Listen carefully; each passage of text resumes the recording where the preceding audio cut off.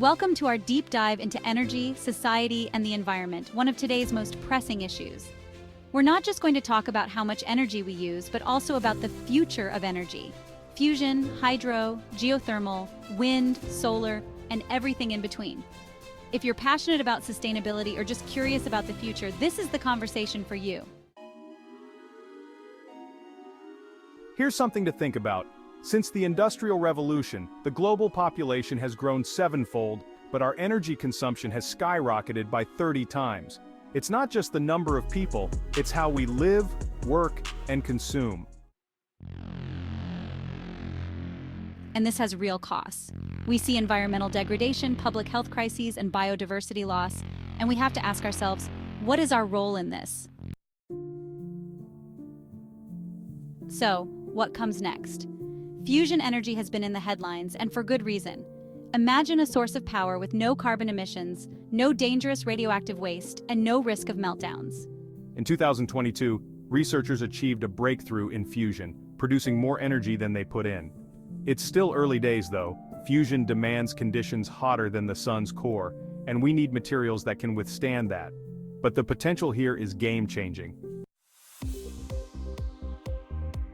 Then there's hydro. It already produces 60% of renewable electricity globally and has a long history of reliable generation, but it's far from perfect. Building dams impacts wildlife, changes landscapes, and even displaces communities. In Canada, many proposed projects would likely increase neurotoxin levels in food webs near Indigenous communities. This isn't something we can ignore. Yet with new fish-friendly turbines and innovative marine energy solutions, hydro is also getting better. We also have geothermal energy, which taps into the Earth's internal heat to provide a consistent, weather-independent power supply. It's efficient and has a smaller land footprint than other renewable options. But it's geographically limited and can be costly to set up. And let's not forget wind energy, a rapidly expanding, clean, and increasingly cost-effective source. Offshore wind farms offer even greater efficiency. Still, wind is intermittent and can impact local wildlife, so continued technological improvements are essential. Finally, solar energy deserves its moment. Solar panels harness the sun's power, an abundant resource that just 1 hour of sunlight could power the world for a year. Solar energy is versatile and scalable and has seen a significant drop in cost, making it more accessible. However, it's not perfect. Solar depends on sunlight, making energy storage systems essential for continuous supply. Additionally, large solar farms require land, and the panels contain materials that need responsible management to avoid environmental issues. It all starts with awareness, making choices that reduce our personal energy use and supporting policies that encourage investment in renewable energy research.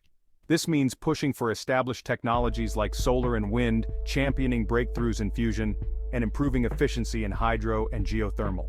Together, we can create a future where energy doesn't come at the expense of our environment or communities. It's also essential to question the relationship between energy consumption and happiness. Research shows that while energy use can improve well-being up to a point, there's a threshold beyond which more consumption may lead to negative consequences like environmental harm and social disconnection. This raises an important question: can we shift our focus from consuming more to living better and more sustainably? Thanks for joining us in this conversation. Now is a fantastic time to make your voice heard.